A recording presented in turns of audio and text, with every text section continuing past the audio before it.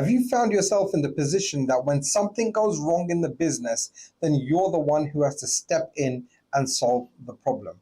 Now, it's true when you start your business and your business is in its early stages that you need to be the one who's really pushing everything. You're normally the person who wears all of the hats and gets everything done. But of course, as your business grows to 7 and 8 figures in revenue, you need to not only hire the people, but you also need to redesign how the business works.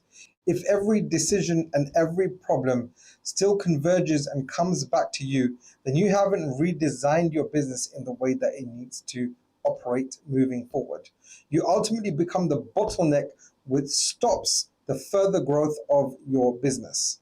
Now, many business owners, they're a technical expert and they start their business because they don't want to have a boss and they don't want to have a cap on their income. But that's the curse of the technical expert. Now, you being the technical expert and the central person works till about when you get to 2 to 3 million in revenue.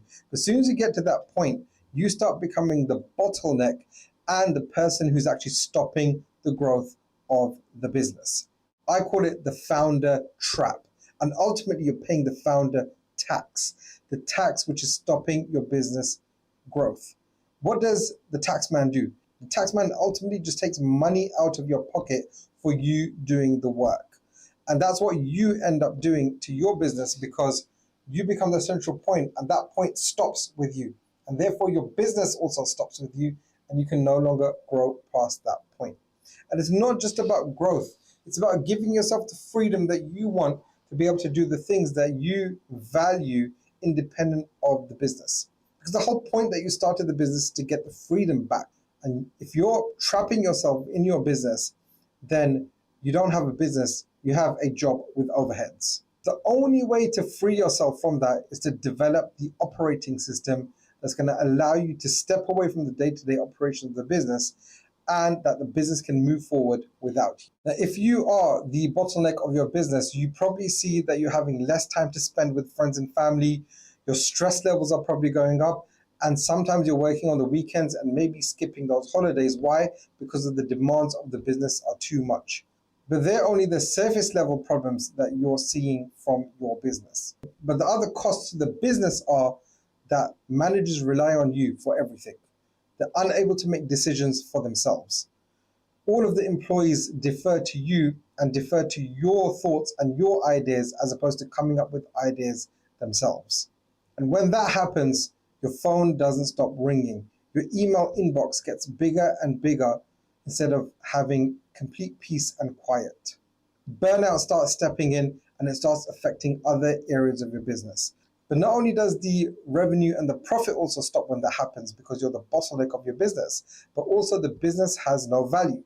Because if all of the value lies in your decision making and your ability to call the shots, then that business ultimately has no value in itself. Now, how does that even come about? Because as a business owner, you're probably thinking, right, if I get to that decision faster, if I am the one who's able to do something, have you ever heard of that saying, if you want something done properly, you do it yourself?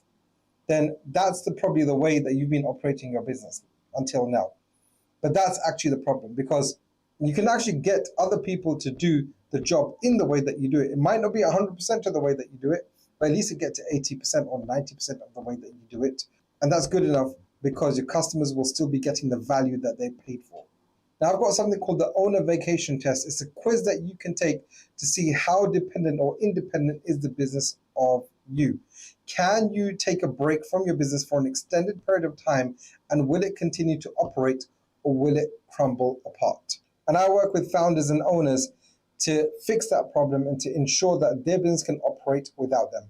Because what the best businesses do is that they create leaders who can make decisions themselves. They document all of the processes. They have flows in place to ensure that the business can operate without you, without the owner being the bottleneck and without the owner making the decisions.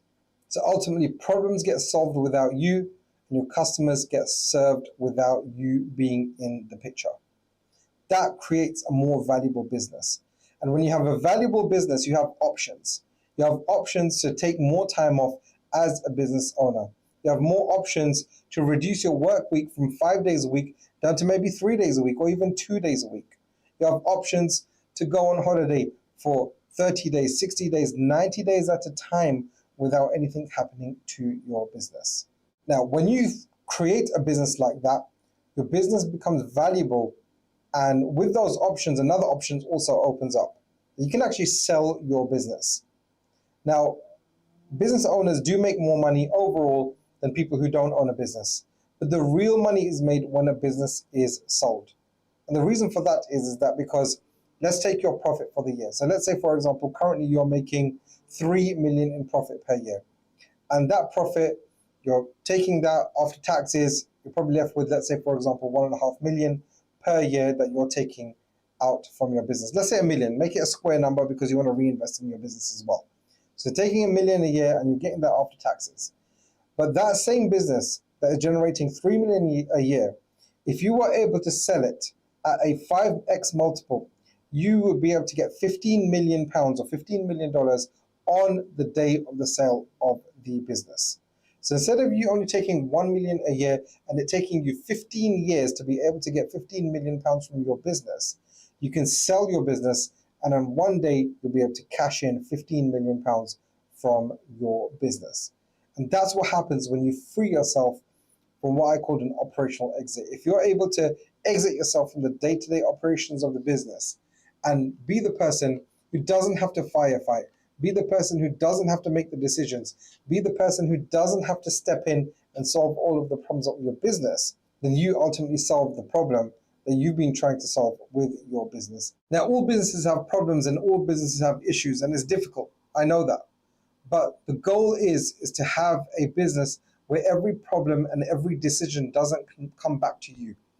It's that other people are able to step in and solve those problems without you being required.